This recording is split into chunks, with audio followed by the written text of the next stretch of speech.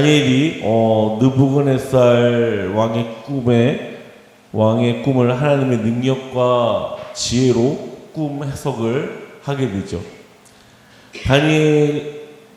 다니엘은 바벨론에서 지혜로운 자로 불려지게 됩니다. 바벨론 왕은 다니엘이 나라를 다스릴 수 있는 지위를 주게 되고요. 또 다니엘과 세 친구는 또 바벨론 각 지방을 다스릴 수 있는 지방간의 위치에 세우게 됩니다. 그런데 오늘 본문에서 느부갓네살 왕은 큰 금신상을 세우게 됩니다.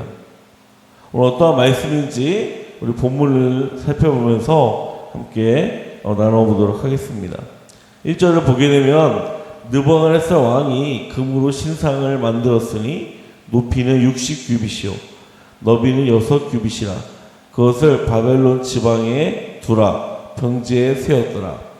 느부갓네살 왕은 너비가 6규빗 약 2.7m 높이는 60규빗 27m가 되는 이 거대한 금신상을 만들게 됩니다. 오늘날로 말하자면 9층에서 10층 정도 되는 아파트와 같은 높은 건물 같은 크기로 큰 신상을 만든 것이죠. 이 고대 왕들은 자신들의 업적을 기념하기 위해서 신상들을 세우는 것을 매우 즐겨하였습니다. 여러분들이 알고 있는 예굽의 스핑크스 같은 경우 주전 2500년대에 세워졌습니다. 너비는 한 80m, 높이는 22m의 거대한 신상입니다. 이 람세스 2세를 비롯한 외국 왕들은 자신들의 모습을 따라 거대한 동상을 세우는 일을 좋아한 것이죠. 주전 5세기에 살았던 고대 그리스 역사가 헤르도토스에 의하면 이 고레스 시대 이전에 바벨론에는 이미 6m의 높이의 순금으로 만들어진 마르두르크의 신상이 세워져 있었다고 합니다. 이 느부갓네살은 예전에 자신이 본 환상의 기초에 거대한 금 신상을 세운 거예요. 느부갓네살은 바벨론 지방마다 그 금 신상을 세웠습니다. 2절에서 3절을 보게 되면 느부갓네살 왕이 사람을 보내어 총독과 수령과 행정관과 오사와 재무관과 재판관과 법률사와 각 지방 모든 관원을 느부갓네살 왕이 세운 신상에 낙성식에 참석하게 하며 이에 총독과 수령과 행정관과 모사와 재무관과 재판관과 법률사와 각 지방 모든 관원이 느부갓네살 왕이 세운 신상에 낙성식에 참석하여 느부갓네살 왕이 세운 신상 앞에 서니라. 이 느부갓네살 왕은 자신이 세운 신상을 자랑하기 위해서 신상 낙성식에 많은 사람을 초청을 하게 됩니다. 방금 읽어드린 2절에서 3절에 나열된 참석자들을 목록에서 보면 알 수가 있습니다. 이 참석자들의 주인은 7가지의 지위의 바벨로 관료들이 이 행사에 참여하게 된 것이죠. 여기에는 바벨론 지역을 다스리고 있는 다니엘과 세 친구도 이 행사에 참석을 하게 되었습니다. 우리가 이 말씀을 묵상하면서 만약에 우리에게 이러한 신앙 고백이 요구가 된다면 우리는 과연 어떻게 할 것인가에 관해 깊이 생각하고 묵상해야 할 것입니다. 왕이 초청한 사람들의 목록은 휘황찬란한 곳에 걸맞게 4절과 7절에 반복적으로 기록된 악기들의 목록도 화려하다는 것을 알 수가 있습니다. 제막식에 참석한 모든 사람이 왕의 명령을 따라 음악에 맞추어 이 로봇처럼 한 방향을 향해 절을 해야 하는 상황이었습니다. 이처럼 압도적인 분위기를 거역한 일이 참으로 어려울 수밖에 없다는 사실을 이 성경 저자는 강조하고 있는 것이죠. 또한 이 행사는 온 열방에서 온 백성과 함께하고 있습니다. 이 느부갓네살 왕은 자기 명령을 거역한 사람들에 대해 분명하게 경고를 하고 있습니다.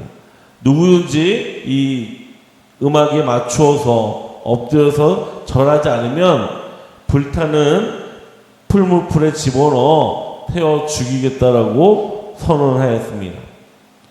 분명 다니엘은 바벨론 왕에게 장차 멸망할 것이라 꿈을 해석해 주었지만 그는 망한다는 말보다 자신의 금머리라고 한 말을 더욱더 기억한 것 같습니다.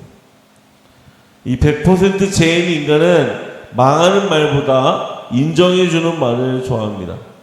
그래서 자랑할 그 신상을 만들어 자신도 절하고 가족과 이웃에게도 절하라고 강요하는 것이죠.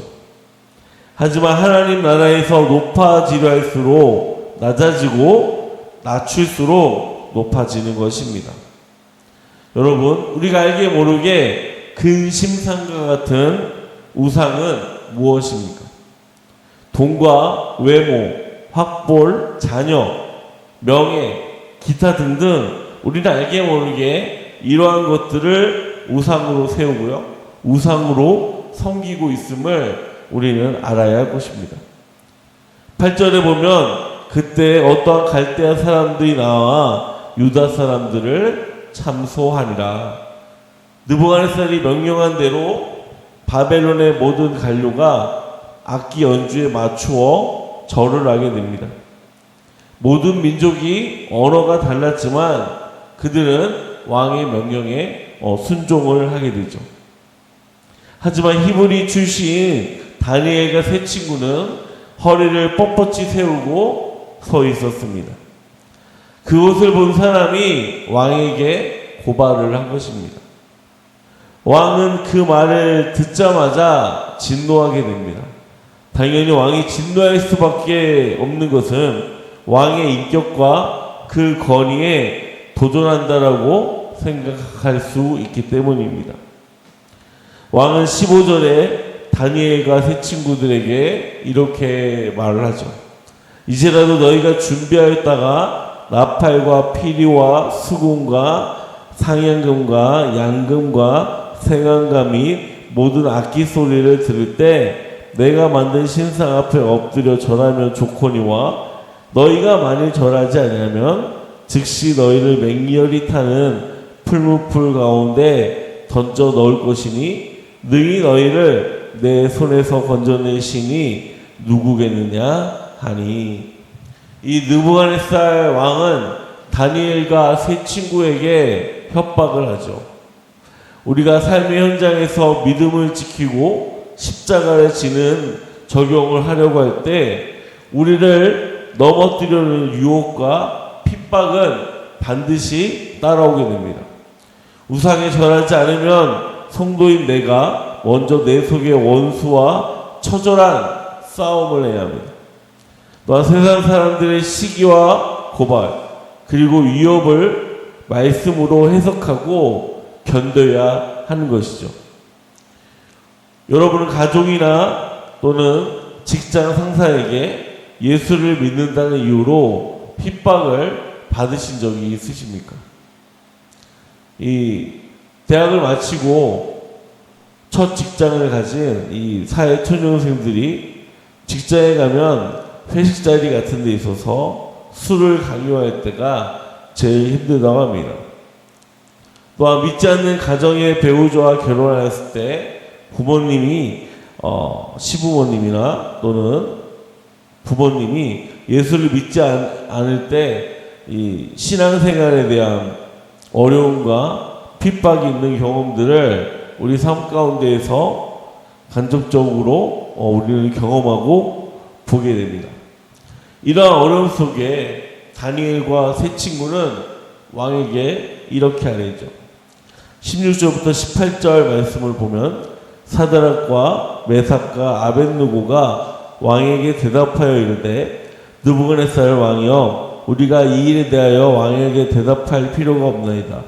왕이여 우리가 섬기는 하나님이 계신다면 우리를 맹렬히 타는 풀물풀 가운데에서 능히 건져내시겠고 왕의 손에도 건져내시리라.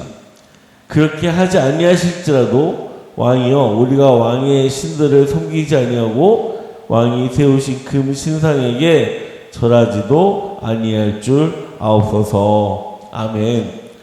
이 다니엘과 세 친구들은 하나님이 충분히 우리를 구하실 수 있습니다 라고 답합니다. 또한 설령 구해주지 않으셔도 우리는 결코 우상에게 절할 수 없다라고 말을 하죠. 이 다니엘과 세 친구는 자신들의 생명을 하나님의 주권에 철저하게 맡긴 것입니다. 세상 사람들은 바벨론 왕을 가장 위대한 권세자로 봅니다. 그들의 눈에는 바벨론 왕에게는 사람을 살리거나 죽일 수 있는 권력이 있어 보이기 때문이죠. 그리고 실제로 다니엘과 세 친구의 목숨도 바벨론 왕의 손에 있는 것입니다. 하지만 다니엘과 세 친구는 자기들을 죽이거나 살리는 이는 바벨론 왕이 아니라 하나님이라는 것입니다. 다니엘과 세 친구는 자신들을 죽이시는 이도 살리시는 이도 여호와 하나님이라고 확신하고 있고 믿고 있습니다. 다니엘과 세 친구는 하나님이 분명 자신들을 살리실 것이라고 믿고 있습니다. 하지만 그렇지 않는다고 해도 그것은 결코 하나님의 무능력이나 그들에 대한 무관심이 아닌 것입니다. 하나님은 그들을 만약에 살리시지 않는다면 그들이 이해할 수 없는 하나님의 섭리에 따라 그들을 살리시지 않겠다고 결정하신 것이기 때문입니다. 옛적에 하나님이 욥을 칭찬하였을 때 사탄이 욥에 대해 제기한 문제가 바로 이 이슈입니다. 욥기서 1장 9절을 보게 되면 사탄이 여호와께 대답하여 이르되 욥이 어찌 까닭없이 하나님을 경외하리이까 라고 하나님께 말하죠. 이와 것처럼 다니엘과 세 친구는 사람이 주님께 아무것도 바라는 것이 없이도 주님을 경외할 수 있다는 사실을 확인시켜 주는 것입니다. 하나님은 주님을 섬기는 이들에게 절대로 죽임을 당하거나 해를 받지 않을 것이라고 약속하신 적이 없습니다. 하지만 하나님께서는 어떠한 상황에서도 하나님을 섬기는 자들을 고와 같이 버려두지 않고 함께 하실 것을 약속하셨습니다. 다니엘과 세 친구는 이러한 하나님의 약속을 알고 있었으므로 자신들의 신앙으로 왕 앞에 고백할 수가 있었던 것입니다. 하나님은 내가 말씀에 순종하면 견딘 풀무풀을 고난을 통해 믿지 않는 이웃을 구원으로 이끄시는 분이십니다.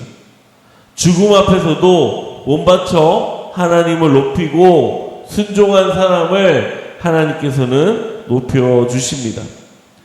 언제 끝날지 모를 풀무풀 고난에서 하나님의 상급을 받고 감사드리는 것이 거름터 같은 이 땅에서 내가 부를 찬송입니다.